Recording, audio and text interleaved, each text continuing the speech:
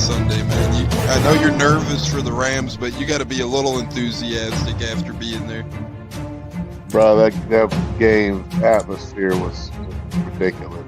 The energy, the electricity, that place was rocking. Anyone was there, and a lot of the Super Buck fans were there too. Tampa Tones. We are joined by lead goon tonight, host of the Pat and Aaron Show of WDAE, Pat Donovan. And it sounds like Stunna is bumbling a little bit. Going to put him on mute for a second until that gets a little cleared. But we're joined by Pat It looks like Donovan. Stunna's hanging out with Cheech and Chong in a car with the windows up or something over there. It does look like you got a little... No, my camera's broke. Howdy ho, howdy hey, how the hell is everybody? Just like that, we are back with another big week of football talk in the 2025 NFL season. That sounds weird to say, but what the hell, we're here as time keeps going, motoring, chugging, whatever the hell you want to call it. I'm with some great friends of mine, some head of the table, final bosses, whatever you want to refer to the fellas as. We got some good ones on this loaded Buccateers with a couple of great insiders, one a film guy. You guys know him very well. One of the smartest film breakdown guys in the game and the best in the world of Bucs talk, in my opinion. Don't blow his head up too much. Oh, JC, you paid me to say all this. So do you want me to show the check? Dr. Plus. Giovanni says, "What's up, crew?" I say, "What's up, Dr. Plus? How the hell you doing?" The best in the biz for Bucs video breakdown. I'm doing great, guys. It's good to see you all.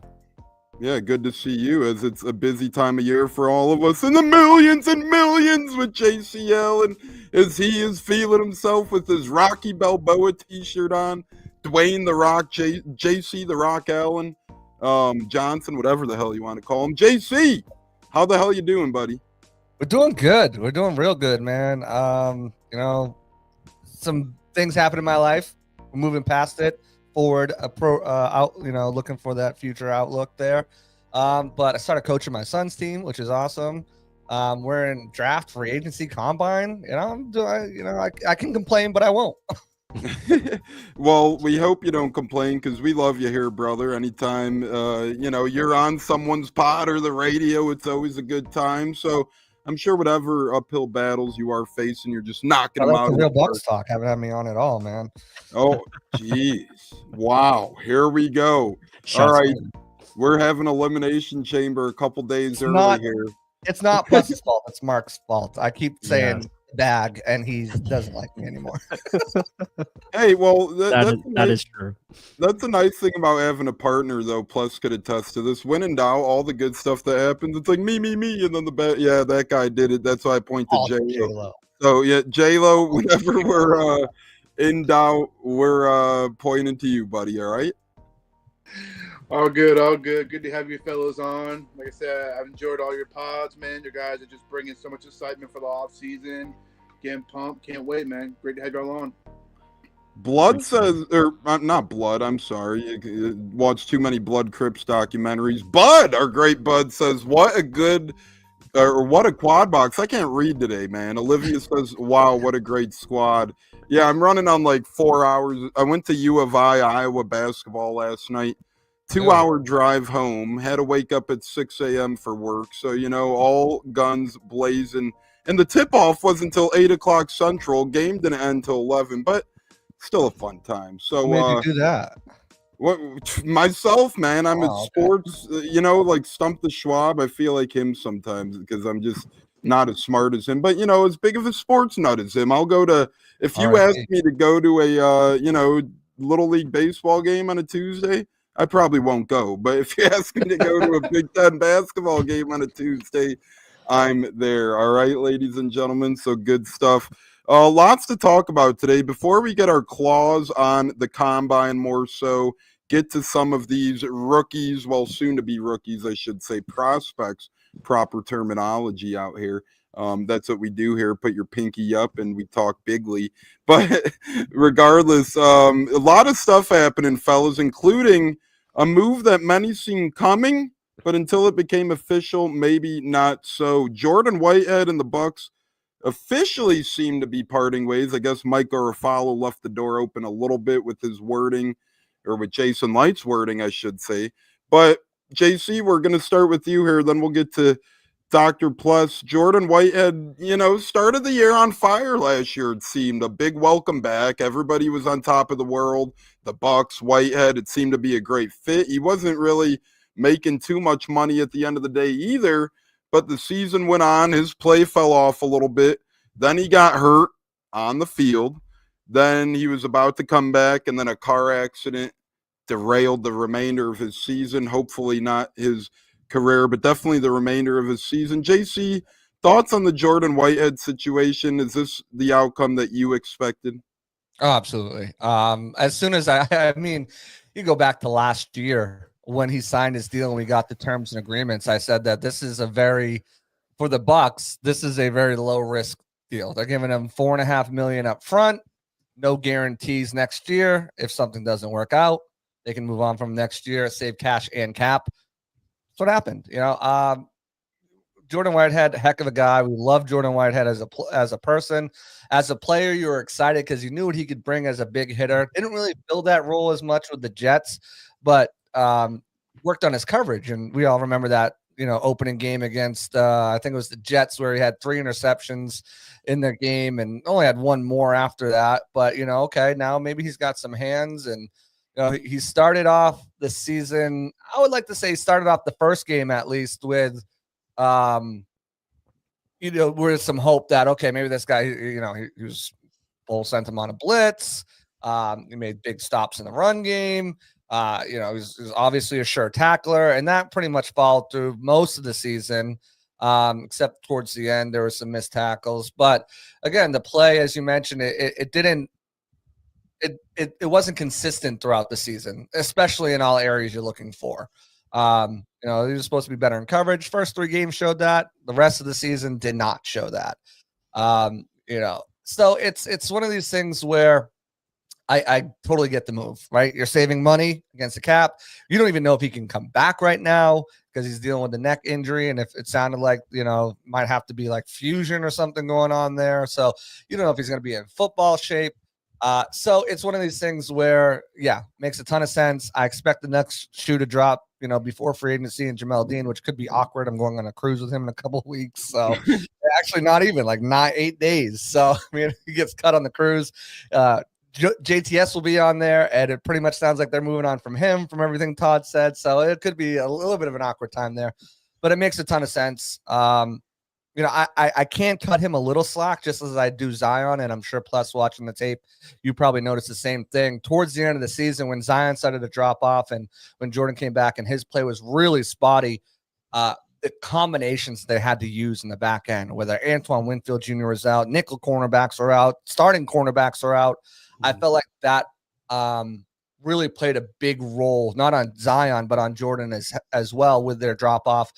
And that's where this is when we want to hear communication's got to be better. Not in week 1, 2 when you have all your guys, but towards the end of the season when you got Tyreek Funderburk and Josh Hayes, guys who shouldn't be on the field and guys who aren't part of that initial communication type situation there. So, I do give him a little slack there, but again, he's not healthy. You're saving $4.5 million cash and cap. Huge. It was writing was on the wall. It was even more so on the wall yesterday when Bowles was talking about Tyke playing safety. And then next year will probably likely be Jamel Dean. I don't think the Bucs have many of the cap casualties other than those 2 guys. But yeah, it was known. Yeah, and I just want to make it known. Some players might think the Bucs cruise is an all-exclusive freebie on the way out of town, right? Leonard Fournette was like, I'm getting the all-inclusive deal here before I hit the hey, maybe I'll just get off at the Bahamas and stay here and not come back a little bit. But all jokes aside, that's going to be an incredible time. You see the Steelers announced it that they're going to do it now today in 2026. So the Bucs are trendsetters here. Steelers suddenly announced and they have a fan. The Raiders have one too, but it's mostly alumni. They don't have any like regular active players on the team. Shocked Al Davis would pony up for that cheap son of a bitch. Go fix your bowl cut. But no, I'm kidding around. Obviously, cruise lines love taking all of our money too. So beautiful thing there. But yeah, gold status on DCL has my pockets looking a little bleak these days. Plus, JC brought up a great point. A lot of people have been alluding to it, including Bowles himself. Tyke Smith is a likely culprit to take over the starting safety position. So on a 1 to 10, what's your comfortability meter on the Bucs letting go of Whitehead and potentially just replacing him with the guy on the roster who had an effective rookie year, Tyke Smith? Yeah, I probably put it at a 7 just because you're taking Tyke away from the nickel, spot. So you kind of open up a hole, but you also solidify, potentially being better at safety, where I think Tyke can obviously do more things as far as getting downhill, making plays on the football. We've already seen the ball skills that he has. So that's cool. And he still has an opportunity to play both. Like he could still be nickel on third downs and maybe you bring in a different safety or vice versa. I know right now I'd probably be Christian Isian. So we'll see. I think they'll probably add to that position, obviously give him some competition at both spots, I would expect. Yeah, and I kind of went, now they can make a couple moves at defensive back and be okay seemingly. And the $4.5 million, I believe they recoup from Whitehead should be able to help them afford a veteran defensive back if need be. And we'll see with Jamel Dean. To me, odds point to him probably getting shown the door. As Richard says, damn, happy hump day, everyone. Tones, J-Lo, JC, and Dr. Please. No, he says plus. He fixes it. Went from Please to plus. Bud Cannibalist saying he likes the idea of him at safety. Before we get to J-Lo, do you think we can get Malaki Starks at 19, put him in the nickel spot? Plus, we'll let you handle that before we get to the great JC. Yeah, so Malachi Starks is one of my favorites. He'll probably be our next film study. I think he would be a great addition at 19 if he gets there. I think he's one of the elite prospects in this draft, and he can just provide so much. So you add him, you could intertwine Antoine, Tyke, and Malachi at pretty much every position in the secondary. Malachi has the potential to play outside corner as well if they wanted to put him there. So I feel like that would be a home run selection. We'll see. I think the Buccaneers will definitely be interested if he is available. Reminds me of Malachi Black from AEW, A-lister Black, Yeah, what he goes by confusing names. JC, thoughts? Look, the boys know. As soon as Todd Bowles said Tyke Smith is going playing back at safety, I dropped in our group chat. I imagine if they could get Malachi Starks, just the versatility of that defensive backfield between those three guys. There's no drop off, and the Bucs do like Starks at outside cornerback too. Just from mumblings from within the organization. So, he's got so much versatility, so much range. Again, another Georgia guy, so you know what you're getting. It'd be funny they'd have the starting safety and starting nickel cornerback from the Dogs championship last year. In their defensive backfield, and there's a good reason for that. Now, I have seen him slip sometimes to 19. I do think it would probably require a slight trade up. He's a top 10 talent, as Plus allude to. He should be gone off the board, but he plays safety nickel cornerback, and I don't know how many teams see him as an outside cornerback, so that will limit also, his chances to go higher than probably he should. I don't remember the last time we had a safety drafted high in the draft. Has to have been a couple of years. Mark Barron would probably be the last first-round safety, I believe, that the Bucs selected. Oh, for sure for the Bucs, yeah. But I'm just saying in the NFL, I don't think there's been a safety drafted in the top 15 in the last 2 or 3 years, at least that I can think of. But I think he's a guy that you move up for, that you move up a couple spots if he's there, and it's not going to cost you a lot. I do think the more likely scenario is the Bucs trade back in this draft, recoup that 6th-round pick, probably another pick as well, so they can help the offense. You get a 4th-round pick, 3rd-round pick somehow by moving back 4 or 5, 6 spots. I think you can get huge talent there at some positions that they need, whether that's at guard or safety in the 3rd round. There's some guys that I like there. But if you can get Starks and it only costs you a little bit to move up, I think he'd be a heck of an addition. He's exactly what Bowles wants, a playmaker, ball hawk, can make plays on the ball. Pass deflections, I think he was up. I think he's up there in all of NCAA last year. And then, he can punch it out. He can make interceptions. So I think he'd be a heck of a signing for them. Yeah, before we get to draft pick, rather. Sorry. Before we get to one other prospect question, we get a text in from Pop saying Plus and JC are the boss. So appreciate him tuning in. I think, JC, to answer your question, Kyle Hamilton, I think, was taken right around the cusp of 15 a couple of years back, the Ravens safety. So yeah, that's like 3 years ago. Yeah. Yeah, to my knowledge, it's probably the highest recent safety. And there was so much like he should have went higher too. And now, like looking back on it, we all, you could see like, how did he fall that low to the Ravens of all teams? Like, how did he fall there? Harbaugh was laughing, creaming his pants while everybody else. All-pro now. I mean, you got an all-pro safety, two-time all-pro. Was he an all-pro this year? I think he was, right? Yeah, I think he's a two-time all-pro. I think this year he was.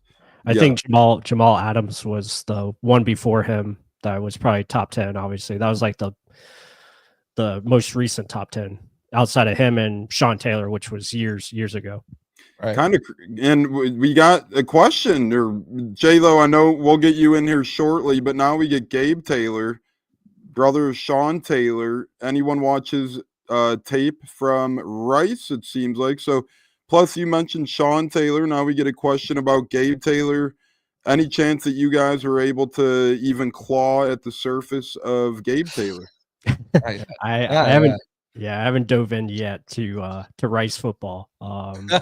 Dude, come on, yeah. These are the important things in life, bro. Rice, North Texas, these types of teams are the ones that you got to be. Everett, Jalen Darden. Yeah, like come on, bro. Rice is, Can I just say something completely off topic because you said North Texas, maybe thinking Jalen Darden, and I do have to go soon. Because I have my own pod, not to tune away from him, finish watching this and come watch me, or vice versa. Watch them both at the same time. Anyways, so getting to hear Mike Evans talk on that podcast that he was on recently, that he said Jalen Darden was one of the best route runners he's ever seen in his life. And I'm like, yes. It's all we were talking about for 2 straight training camps is how amazing, how smooth and fluid he looks. Never translated, but that was my North Texas thing there. Go ahead. I did hear that, and I was like, too bad he didn't have any hands whatsoever. He could have been a really effective wide receiver, but, run out of bounds every time he punted. Caught a punt. Yeah, but I was, not surprised to hear that, but Jalen Darden, I was like, blast from the past there. He's been off the Bucs for a handful of seasons now and really hasn't found a home since. J-Lo, kind of put a bow on the safety talk, defensive back talk, Whitehead talk, anything that we just talked about the past couple minutes.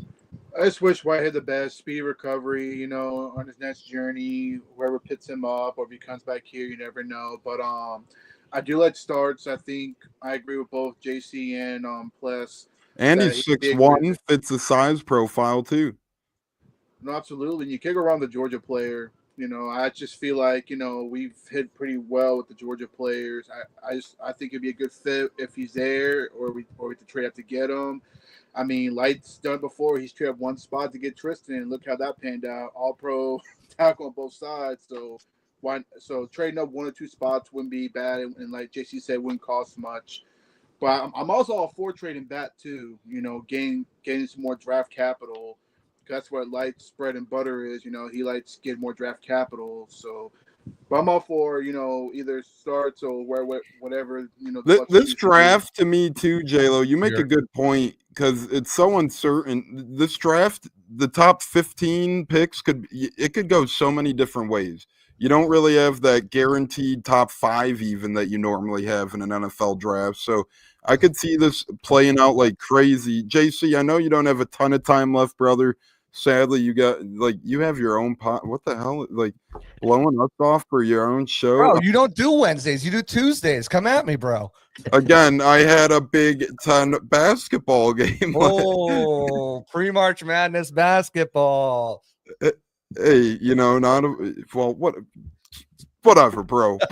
whatever. I don't have a rebuttal for that because I'm just many people ask me while I was Go at that Gators. one. But yeah, Oh. go Gate. Hey, I have a before NCAA basketball season even started, I put $5 on the Gators to win it all. So that would be a hell of a payday if that came true. But JC, sad stuff. I know we don't have a lot of info, but just thoughts on the Rashad White situation. Kind of scary stuff, and it came out of nowhere. Ian Rappaport kind of just laid it. Random. Yeah, he was like, update on the Rashad White situation. Everybody was like, update.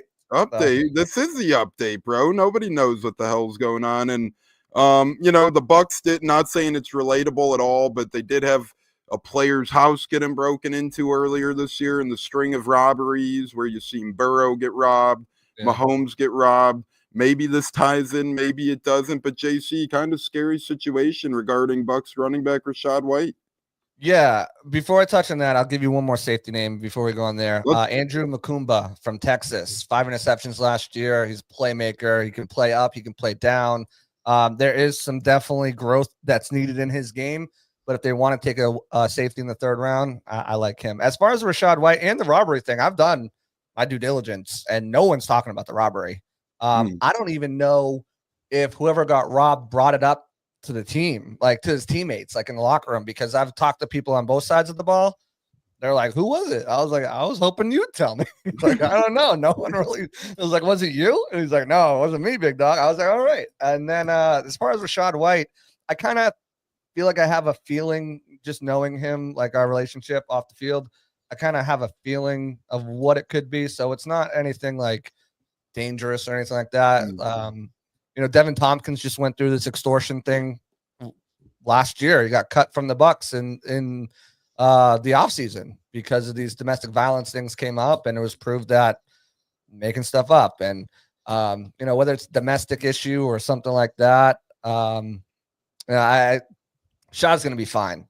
I think he'll be good.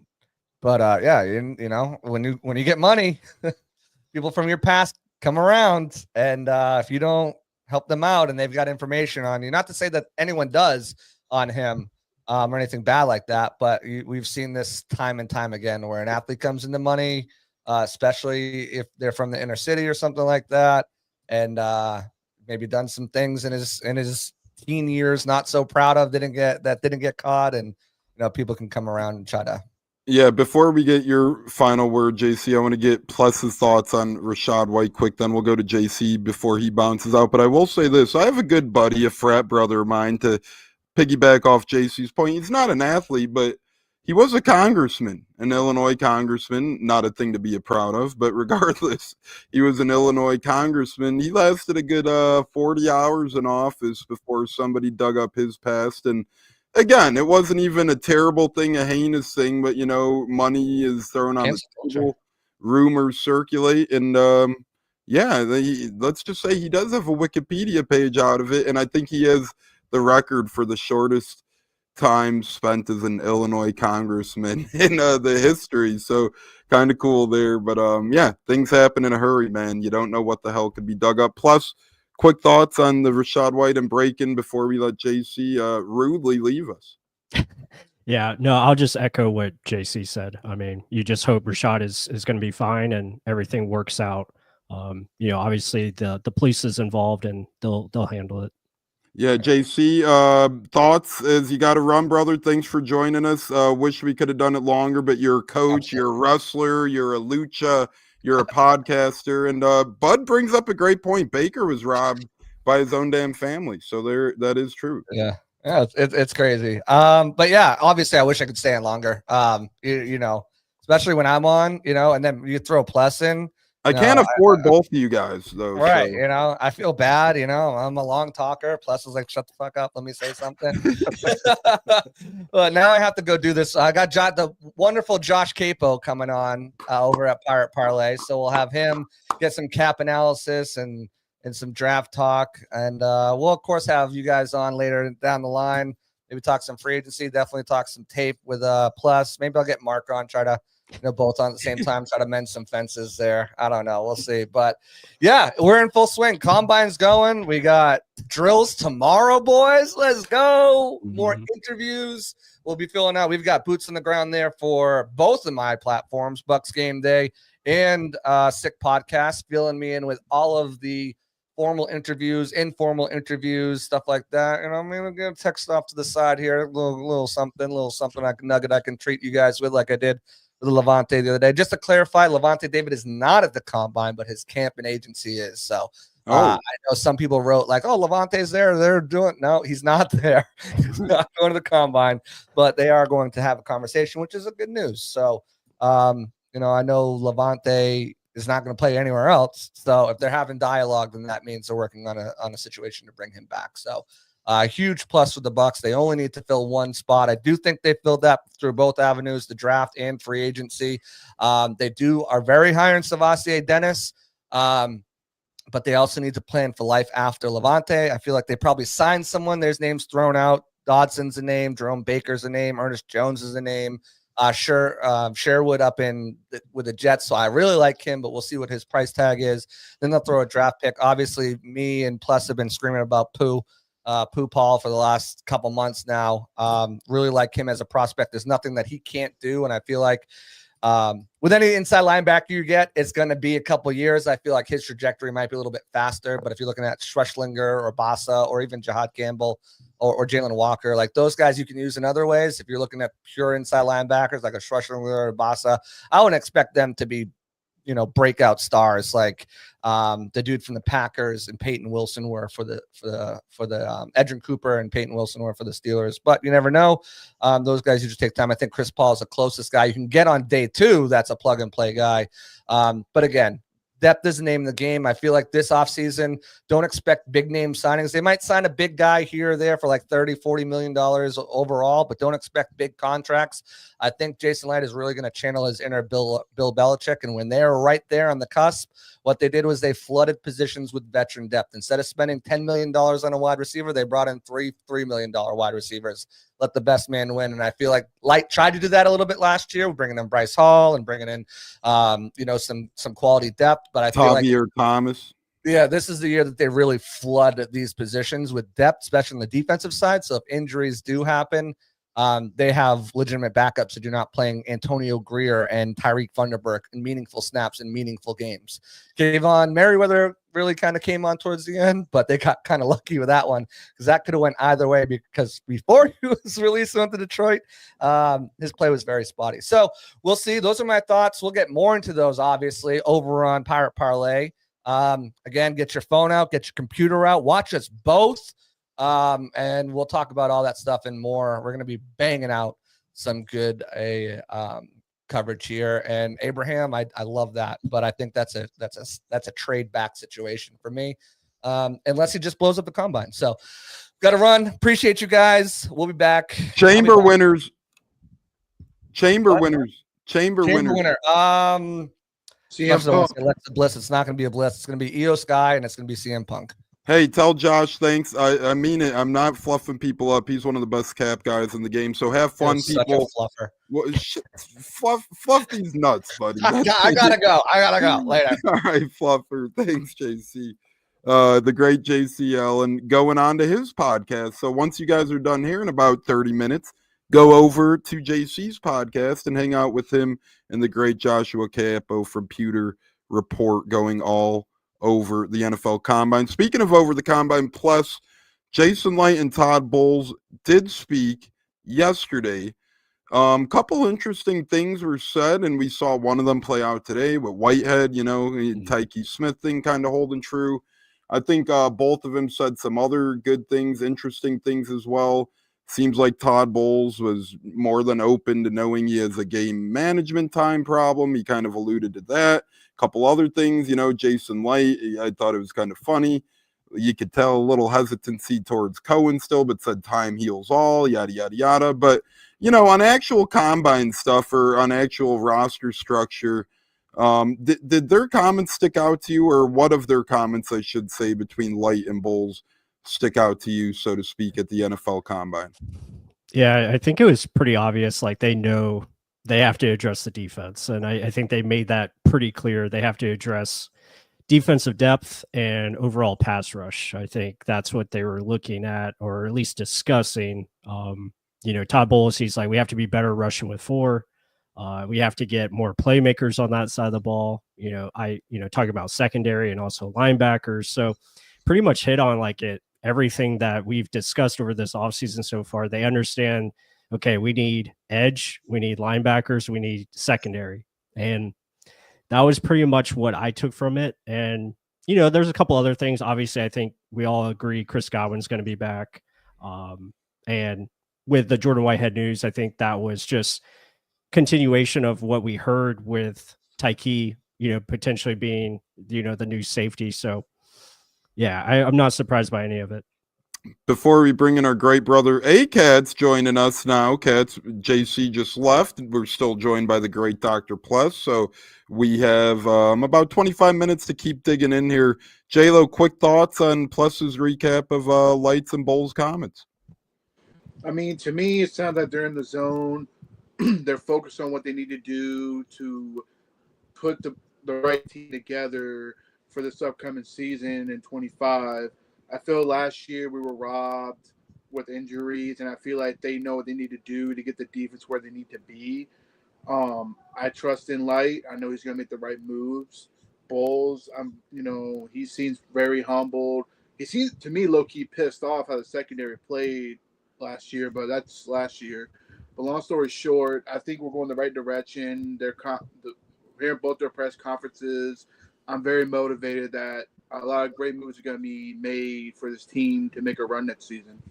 Oh, by the way, I just got to tell, when are you going to bring up the dreaded report card? I'm not. That thing is a laughing stock. Nonsense. It's hilarious. I mean, the Bears and Raiders get an A. The Eagles are the most declined team. The Chiefs and Bucs are bottom of the. I mean, sure, some of these things may hold true, but at the end, these are 32 NFL franchises.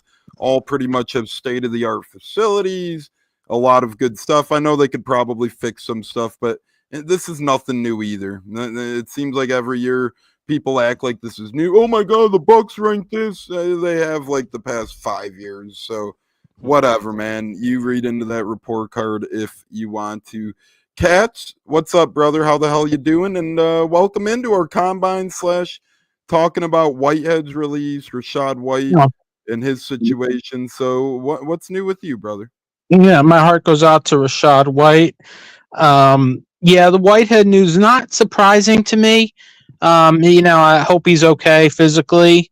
From car accident, I think he will recover. But he wasn't the same guy this past season, and I think the $4.5 million, if I'm not mistaken, I believe that's what we're saving there, can be used elsewhere. And I think Tyke Smith, you want to get him on. He's a playmaker. When we talk about playmakers and ball hawks, he is one of those. We want to get him on the field more. So it sounds like they're going to move him to starting safety alongside Antoine Winfield, and that's exactly where he should be.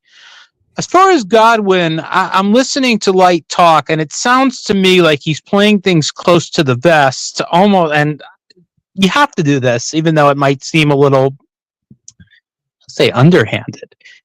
Give off the notion that we're not sure how healthy he is and this and that. It sounds like maybe he's trying to scare other teams off. There's only one team knows how healthy it is. And I saw some idiots speculating, he may never play again.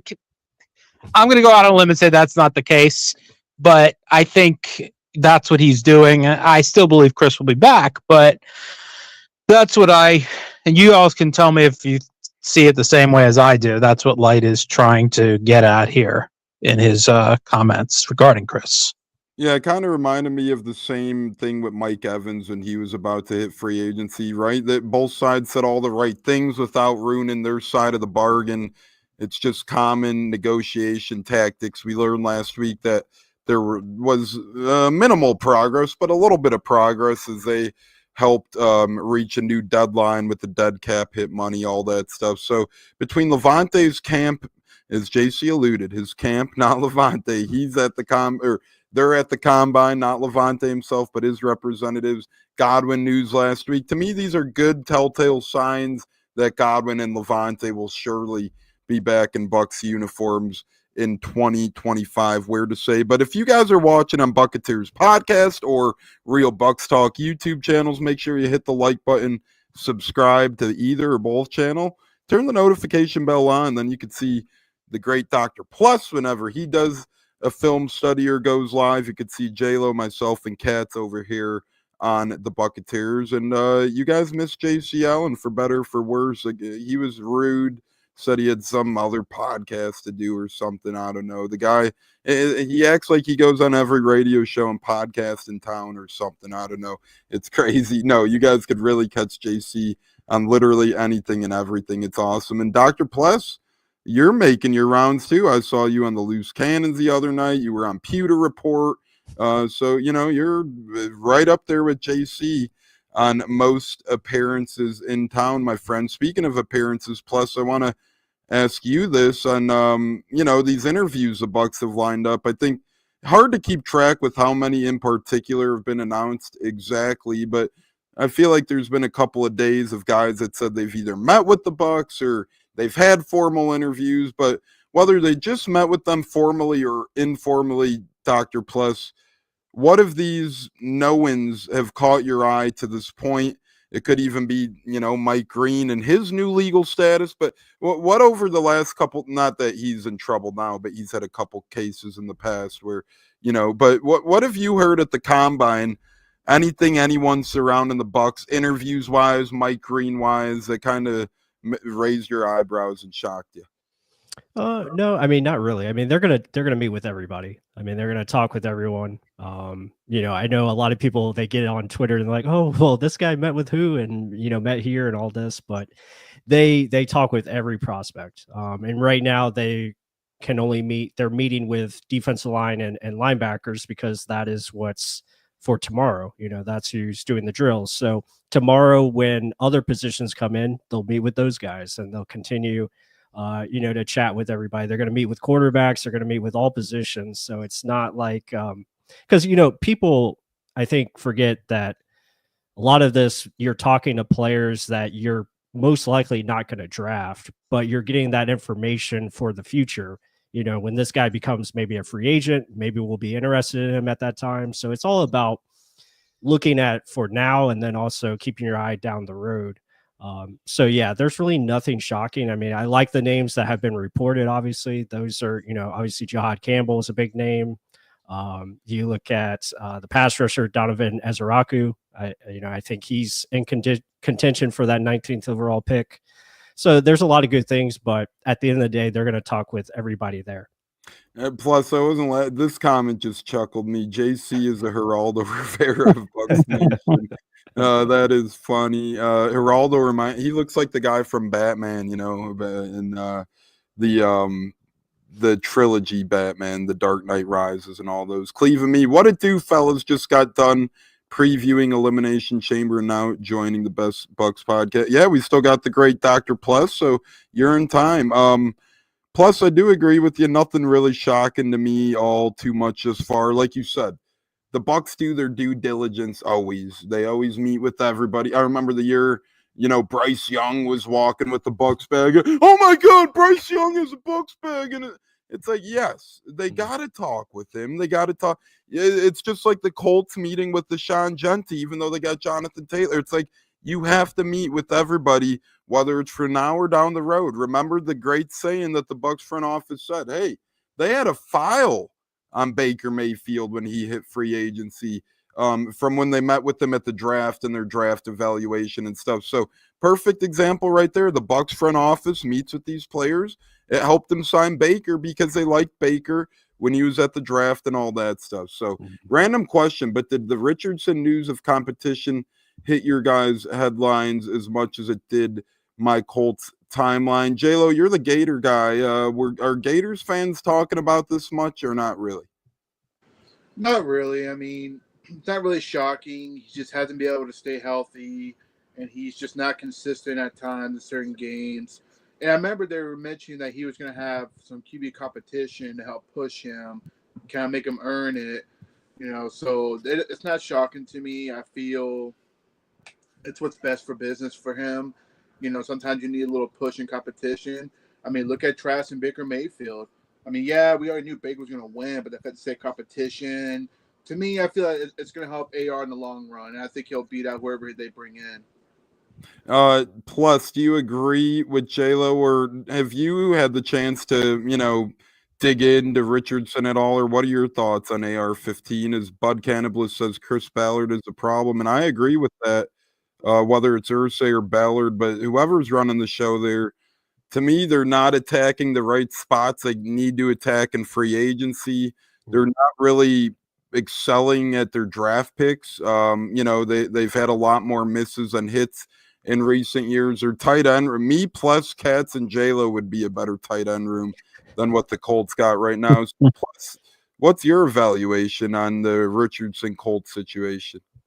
Yeah, I mean, to be honest, I haven't really looked at it. From what I've gathered from last season, I think the guy just needs more, maturity. Like, just needs to grow as a player, and he needs a lot of development as far as like overall experience and just continue to understand the nuances of quarterback play.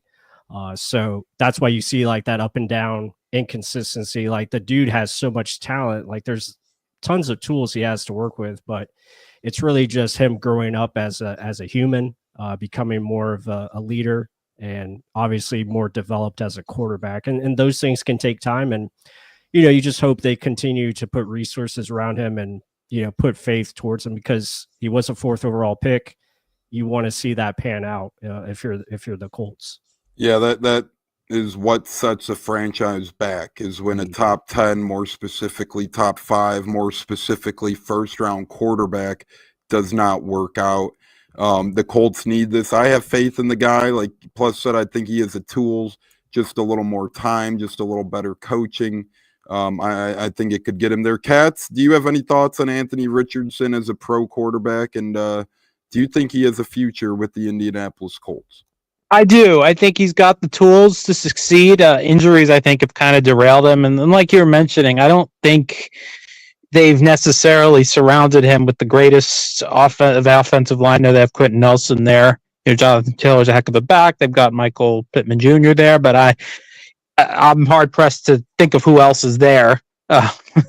So I think he seems a little bit on the immature side. So I think he needs to grow up. But now he's going to be year 3 now, if I'm not mistaken. And health has been a big factor, it seems, for him. He's just had a hard time staying healthy, and that's for a young quarterback that can happen sometimes. But if he stay healthy, I think he's on the right path. Yeah, he's at a cross. This is a big year in terms of health for him. He really needs to stay healthy this year before getting that sort of, RG3, Jake Locker, injury-prone type quarterback label. I know some of you young people, who's Jake Locker? First-round pick not too long ago. Look it up. Titans, was he picked by the Titans? Yeah, yep. It was the Titans, wasn't it? Yeah, I remember. From Washington, right? Yeah. Washington? Yeah, I remember he was a workout warrior, right? Wasn't he a workout warrior at the combine? He did all that, and then, as a pro, it just didn't happen for him. Yeah, I remember him. Yeah, Jake Locker went to Washington. Remember in that draft class as well, you had Christian Ponder. That was a quarterback draft class that was little to be forgotten in terms of their actual success on the Cam Newton was a good one, and so in relative terms. Yeah, and Andy Dalton as well, and Mister, I'd rather have an MVP than a Super Bowl ring. Loser. Superman is beating up kids at practices. So. All the ex-Carolina players having some issues here. Well, their culture is just, all kinds. I feel I've got to go in on Mr. Steve Smith a little later. I've got a bone to pick with him. I'll say this. I had a ton of respect. I actually still. As a player, he was an incredible competitor. He played for around 15 years. The Bucs competed against him many years. Bucs won some of those. And his Panthers won some of those. He was an incredible receiver. But ever since he retired, we heard it first during our Super Bowl year after a 47-7 win over the Lions. He goes, "The Bucs are going to get ran. And it's going to be a good ass flip." And I'm thinking, what the fuck are you talking about? And then I find out that he's got a beef with Baker Mayfield that goes back way before the Bucs.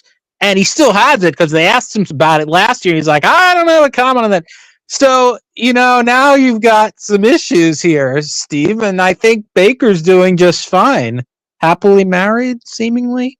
and Steve is just, so I hope the NFL, I don't think he deserves, whatever. I mean, he didn't do a fireable offense, but I'd like to see him get fired and squirm a little, and Baker can laugh at him, Yeah, just an embarrassing situation for someone who prides himself on family. 4 kids, a wife, gets caught up with. Well, I'm not even gonna. You know what? That's just Sorry, that's no, all you can say. it ain't Sorry, a bad. he No, says. Yeah. it's just disappointing. Humans are scummy people sometimes, and him and that gold digging moron that he slept with is. And now it's going to be, it shouldn't affect the Hall of Fame case, but he's missed a few times here, and Larry Fitzgerald's on the ballot for the first time next year, and Fitzgerald will get in the first ballot. He should, in my opinion. So Smith's going to have to wait a little bit longer now. And that's just, how it goes. Yeah, some Hall of Fame voters take personality and real life stuff, right, wrong, or indifferent. I don't believe in off the field stuff mattering. Yeah, they're Hall of Fame, but some voters do. Look at Kurt Schilling; he still has not gotten into the Baseball Hall of Fame. It took T.O. an extra year. T.O. should have been a first ballot Hall of Famer in my book, but because of Donovan McNabb and Skip Bayless, he wasn't. So. Agreed. There's always something going on. Yeah, T.O. did the whole sit-up thing in his driveway. I remember. I loved T.O. back in the day. It was McNabb who got drunk the night before the Super Bowl and was hungover during that game. Everybody knows it. He was the one that got in trouble. He's the one that sexually harassed somebody, but T.O. never got in any kind of trouble like that. He was just a pain in the ass. I don't remember any arrests, a sexual harassment, no puking during the Super Bowl. Just a little, a little fun here and there for Mr. T.O. Speaking of fun, we're having fun here with the great Dr. Plus a Real Bucs talk on the Buccateers. We got a little more combine talk ahead, and then final thoughts and upcoming schedule here for the Buccateers. Whether you're watching on Real Bucs Talk YouTube or Buccateers, hit that subscribe button, hit that like button, and turn that notification bell on. A lot of people are unaware there's a notification bell. There is one, so you guys could be alerted every time we step up to the podium. Reggie Wayne over Smith for the Hall of Fame. Yeah, Wayne's fantastic. Yeah. On and off the field, I do agree with that. Plus, speaking of agreeing with that, the combine this weekend, obviously you've alluded to, steps up tomorrow, especially in terms of potential Bucs interests, and then it goes all the way throughout the weekend. What are you looking for specifically this weekend, Dr. Plus, at the combine yourself? What do you put at the top of the list?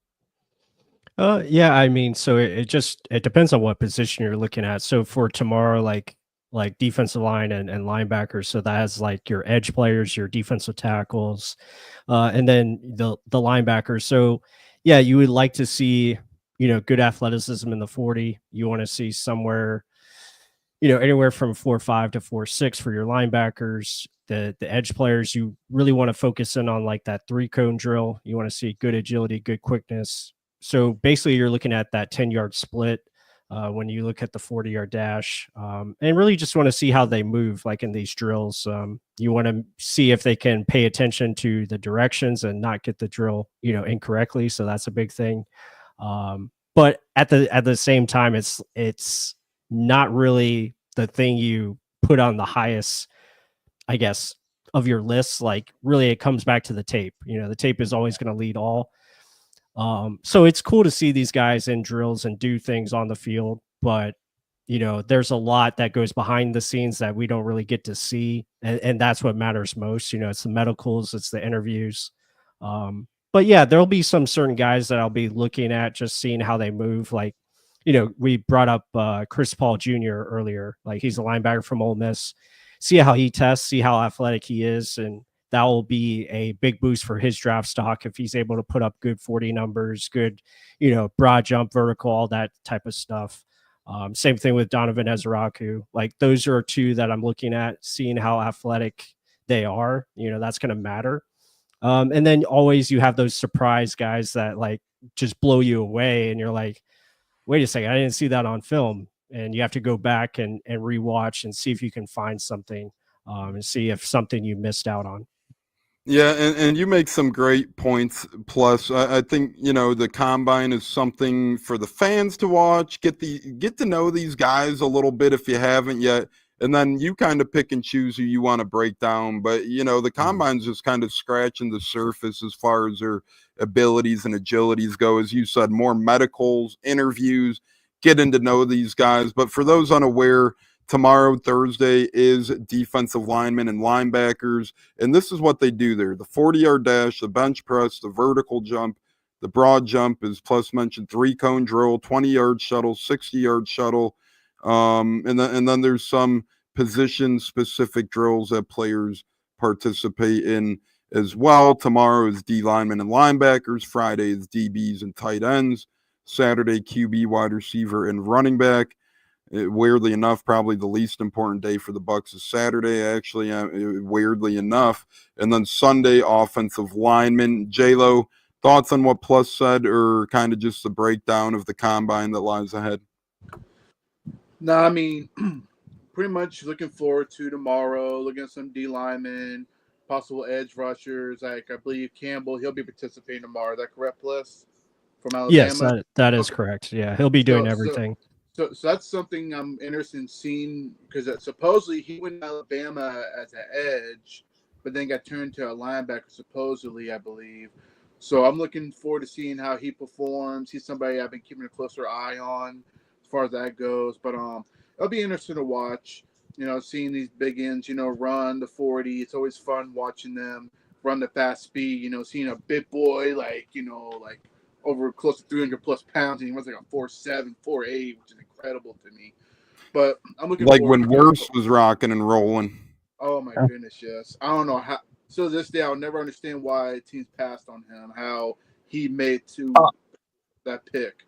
The fourth O lineman taken, and exactly. I remember people. It's crazy to me, and because I remember hearing his name the most, and people were clowning, some idiots were clowning on Jason Light because he traded a fourth round to move up one spot to pick him.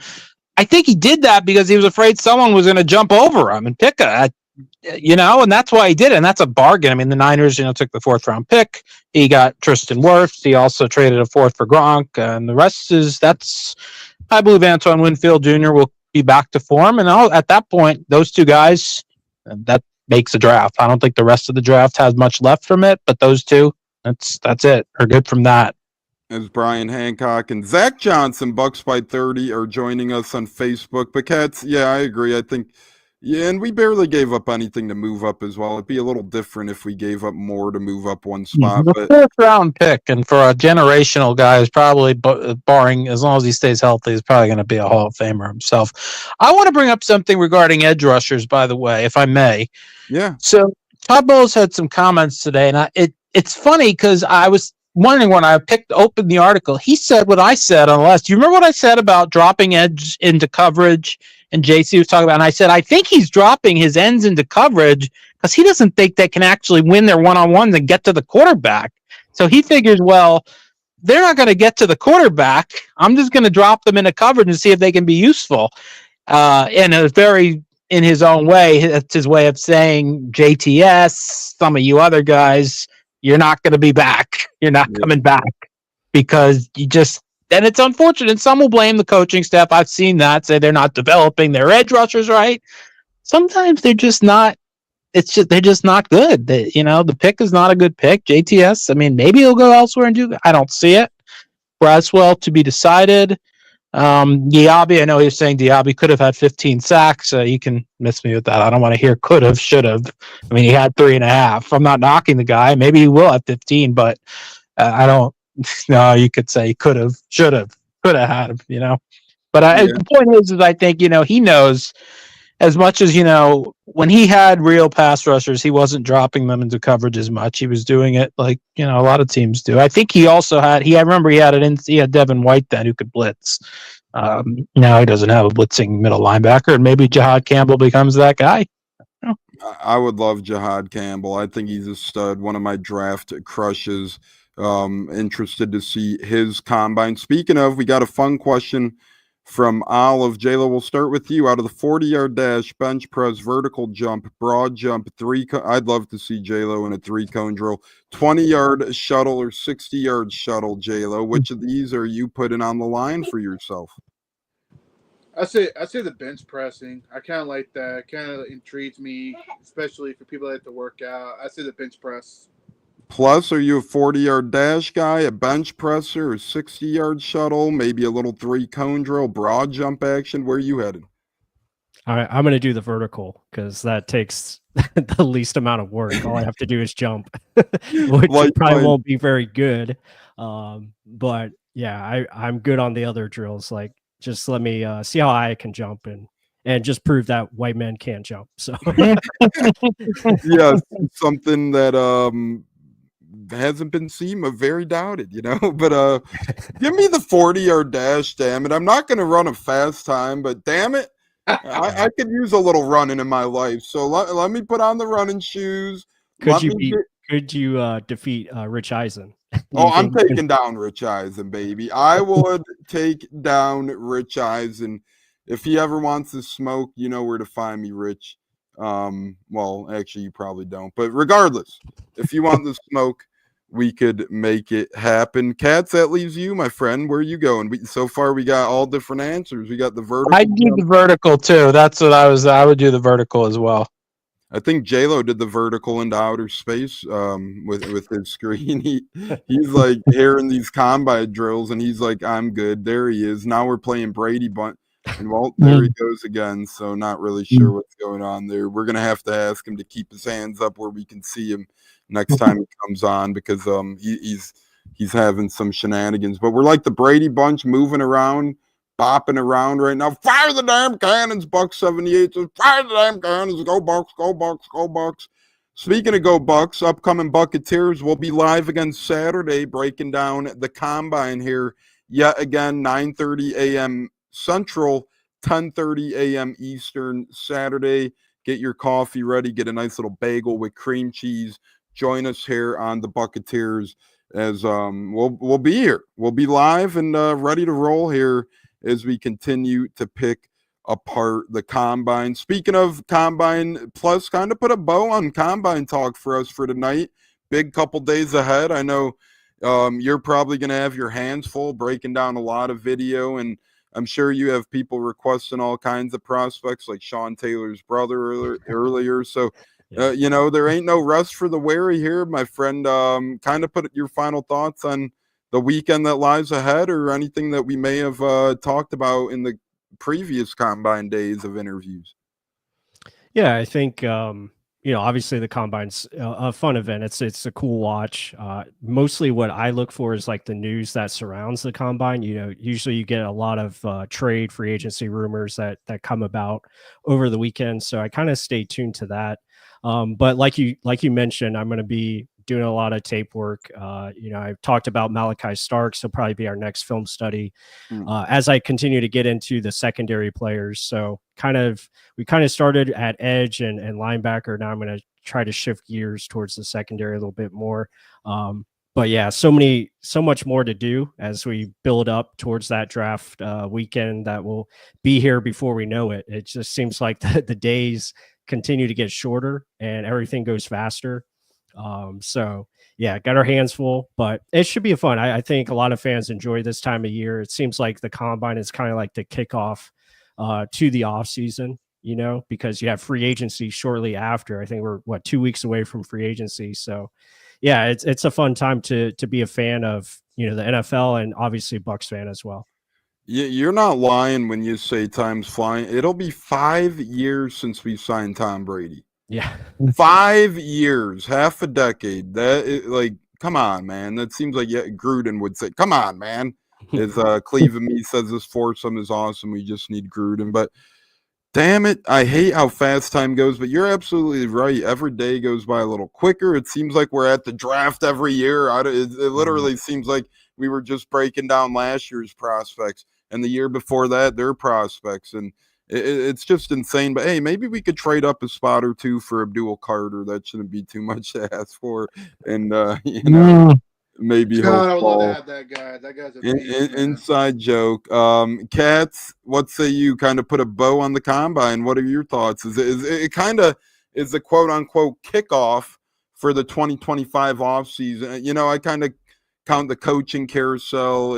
I lope it in with the end of 2024 still. This kind of truly kicks off 2025. Yeah, this is the illegal tampering part of it, too. Yeah. Yeah, illegal tampering, and we got trade requests. We got, what's his name? A Harold lot Landry. of them, too.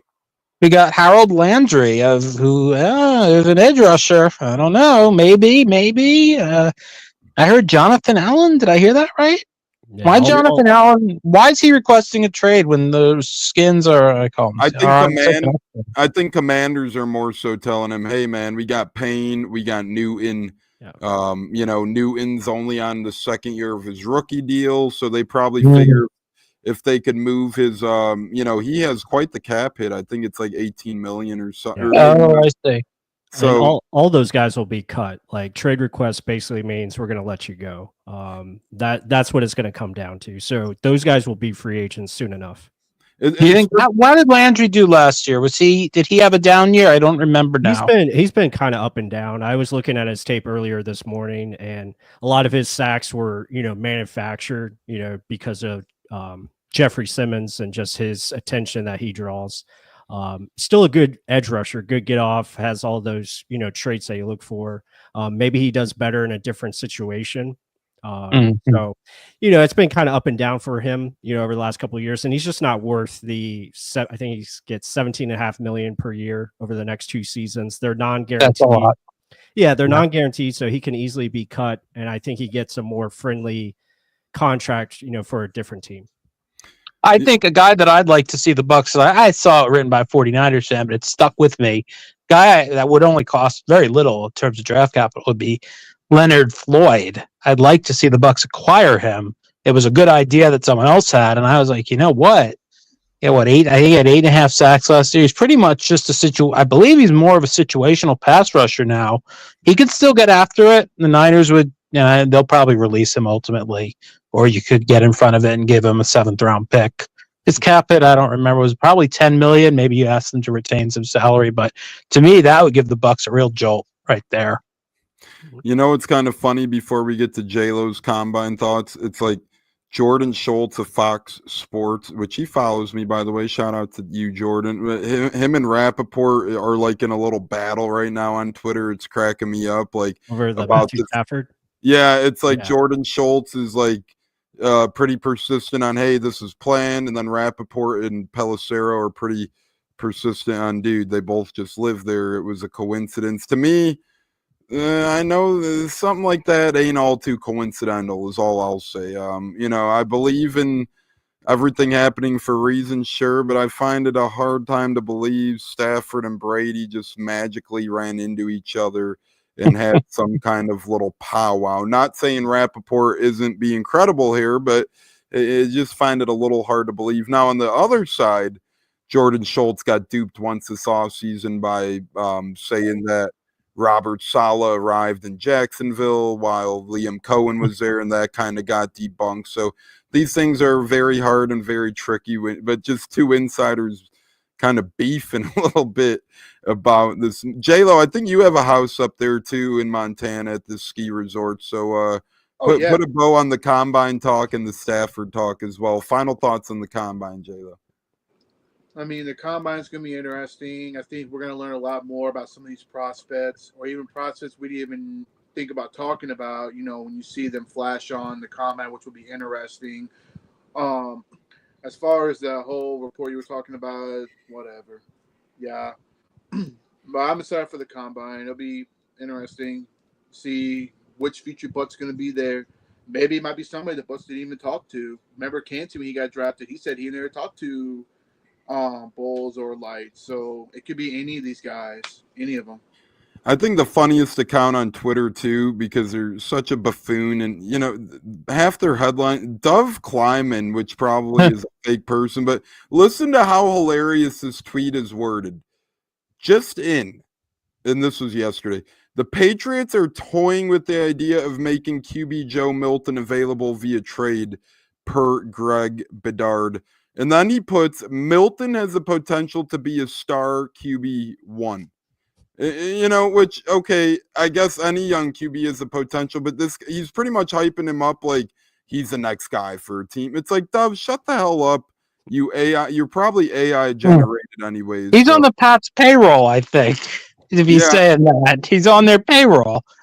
Yeah, exactly, Cats. I mean, could he be good? Sure, but what we saw like one game of football out of the kid in a meaningless Week 18 game last year, and now we're gonna say. Now, don't get me wrong. I like some of the film I've seen with him in preseason last year. Sure, he might have potential, but he's acting like he's surely a QB1 star. So just be careful this time of year on accounts you guys follow, like a Dove Kleiman, like a NFL Trade Rums, or like some of the ML football, whatever the hell the cornball.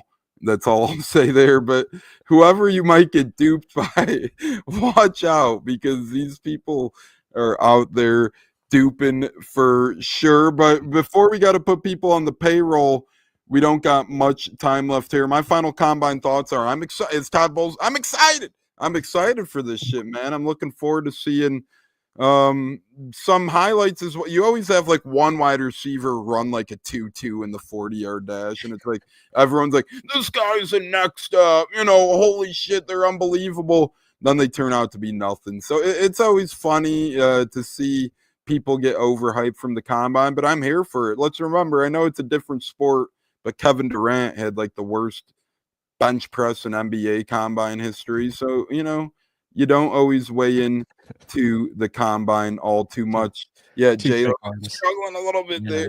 What were you saying, Plus? No, I was saying like he's so skinny, man. Exactly. No ounce of and Dan Sileo had an incredible workout at the combine, and going back a long way. He was incredible, Dan Sileo, and isn't he like a reporter or newscaster out there now? He had a sports talk show here in Tampa. He was on early in the morning, Dan Sileo. I would listen occasionally. He's a big, shock doc type. Now I think he's in San Diego out there now. Gruden was just on with T-Crass. I thought that was a great interview. A good interview. He said a lot of good things. Like he's pretty much scratching at the itch to come back to football, man. And he doesn't care if it's flag or high school or what the hell it might be, man. But he's ready to bounce, and it sounds like he's ready to bounce back into the Buccaneers Ring of Honor as well. To me, again, stupid that they removed him. Not what he did or what he said wasn't right, but stupid that you're going to remove him when you got people and they're beating up hookers. He went to the 49ers game this year and he got a standing ovation still. So yeah. He's a guy that's loved by a lot of people. Again, a lot of people don't agree with what he said, but he was a culprit of some. He wasn't even the one being investigated, man. That's like, well, no, don't get me started. Yeah. Next week, breaking news: Jay Gruden joins the Buccateers to get into the life of John. And our friends at the Command This podcast said that Jay Gruden used to visit the bar after every practice, pretty much. So I think John Gruden had a little more professionalism than little bro Jay. Jay, it sounds like Raheem Morris, and they were on the same staff together. So. Yeah, Raheem and Belichick are beefing. I can't keep up with all these off-season beefs. Now Belichick and Raheem are beefing. So I think Raheem's just jealous at Bill's sorority star girlfriend. That's all that is. He is. That's right. Yeah. So there you go there. J-Lo, final word for the program, brother. I know we're over an hour now on this. I get my days mixed. It's Wednesday, hump day Wednesday. So J-Lo, take it home on this hump day. Final word for you, my friend. Final word, Dr. Pless, always a pleasure having you on, man. I enjoy watching your pod, man. You and Mark crush it every time. And then just watching you bounce around to the other pods, I'm like, man, this man's going all in. So I always enjoy it, man, for real. Appreciate it. And then, Cats, good to see you, man. Likewise. Hey, we got baseball at Steinbrenner this season. Can't wait, buddy. We also got a hot Bolts team now. 6 in a row. Lightning strikes 6 times in a row, baby. Richard, NFL is the best off-season events. Combine and draft are spectacle, and even the night of now it's the midday of free agency opening, or I guess legal tampering period, whatever the hell you want to call it. But that is great as well. Schedule release is a fun time too, although the damn schedule pretty much leaks by then. My final word before we get to Cats and Plus, watch out for the stage combine stories. I remember Malik Willis was looked at like the next coming of Christ because he helped some little old lady cross the street or something along those lines, and really, not to say that was fake, but there's always some fluff. As JC said, I'm fluffing people up. So there's always some fluff and fabrication to combine week, combine stories. All I know, if I was at the combine, I'd be at St. Elmo's Steakhouse and a nice shrimp cocktail and a steak in front of me. That's what I would be doing. But Kat, take us home with your final words, brother. Thoughts? Thank you. Yeah. Well, thank you, Dr. Plus, for joining us. As always, love your insights. I do watch your videos as well when I get a chance. So again, we really appreciate your insights. Yeah, I'm excited for the combine. I'm excited. We're not far off from free agency. I believe it is it the 10th? Is that when legal tampering starts, or is it the 12th? It's 10th? Yeah, the 10th. Yeah, 10th. 10th. It's going to be a busy week because on the 7th is the NHL trade deadline. So look forward to that as well. As the Bolts try to bolster this. But so yeah, that'll be a big week. I'm looking forward to that, man. Yeah, Bolts are gonna bolt. John Cooper ain't gonna sit quiet. He's gonna just go all in, and so will the Bolts front office. Just like that. We'll see. Dr. Plus, take us home, brother. Final word. Thanks again for joining us. You're one of the best, and to me, you are the best. I don't care what the hell JC Allen says I'm fluffing. You are the best film guy in the damn business, my friend. I appreciate it, fellas. Thank you again for having me on. It's always a pleasure. And I'm looking forward to it. I think the combine is going to be awesome. Free agency coming up. Just one quick note on John Gruden. I love him as a content creator. I hope he continues to do that work. I think he's awesome at it. Over there at Barstool. I miss the old free agency where we didn't have this tampering thing. I like the news to be broken on free agency day. Like it just comes out as surprises, but now we know everything before it happens. So it kind of ruins, the surprise factor or the shock factor. Now the only surprise you get is if like somebody reverses course on a deal, right? Exactly. It's like, oh, they agreed to it. Like the Curtis Lofton when he was coming to the Bucs, it was like, oh, Curtis Lofton's coming to the Bucs. But plus, I think you hit the nail on the head. The vivid one I remember the most is like when it was midnight Eastern and news broke that because they used to do free agency at midnight. Yes. And Albert Hainsworth signed his big deal with the Redskins. Right. And everybody was going crazy because at the time he was probably the top interior D lineman in the National Football League until he became a lazy ass and and then we got him for a few minutes and he was a lazy ass. Fun fact, I have his Bucs jersey. Not proud of that, but yeah.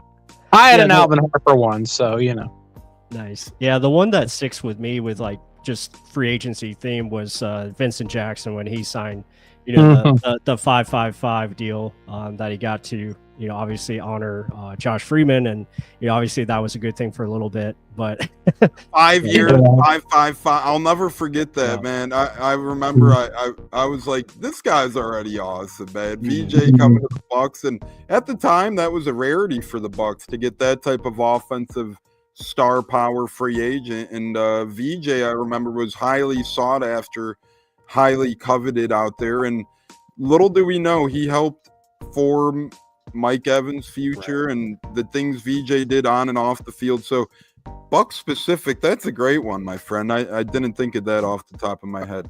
I gotta say, Deshaun Jackson, that one kind of disappointed me. I was really excited the year when we brought him in because the rumors were spreading. We were the favorites. He couldn't decide. And I remember Jason Light saw a press conference. Sorry, we're getting all free agent talk here. And I remember Jason Light said, my son, asked me where I was going. And Jason Light said, oh, I'm going to go, sign Deshaun Jackson. And his son was like, what?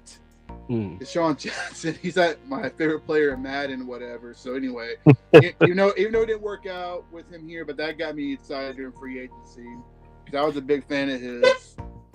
That's head coach Deshaun Jackson to you, Mister. Plus, don't hire anybody these days. Some of these places will just hire any idiot. And before we get to Plus's final blessing, Justin Tucker and his wife strongly deny all allegations from massage therapists. So Justin Tucker's wife coming to his side and saying, hold on, wait a minute. Y'all thought I was finished. You know, he's standing strong. Plus, give us your last blessing before we head out, buddy. Yeah, no, like I said, it's been a lot of fun. I always enjoy doing this and coming on the show. So I appreciate it and hope everyone, you know, has a really good week out there and enjoy the scouting combine and obviously what's next on the docket as we get closer to, you know, free agency and the draft as well. Keep up with Dr. Plus at Real Bucs Talk. And I almost forgot to mention, but I noticed the countdown intro music change a little bit too. So that was interesting. Usually it's a din, din, din, din, counting down. This time it was like a wavy, jazzy elevator tune that makes you want to fall asleep. But no, I'm kidding. I'm a fan of it. But regardless, everybody, we had a hell of a time. The great Dr. Plus, the best in the business for film of Real Bucs Talk. The great JC Allen, and millions from Sports Illustrated. Alongside myself, Kat, and J-Lo of the Buccateers, guys. It has been a phenomenal Hump Day. Plus, thank you so much for getting us ready for a big combine weekend. I'm looking forward to it. I'm looking forward to following your post-film breakdowns and all that stuff. And Saturday, we'll be back here, I'm sure, talking about some of your breakdowns you might put out from now until then, too. So, everybody, God bless. Good night. Fire the damn cannons. Plus, we'll talk to you real soon, brother. Thanks again. Sounds good. Good night, gang. Good night, crew. Peace out, Gruden style. I'll tell you what, man. Thanks, everybody.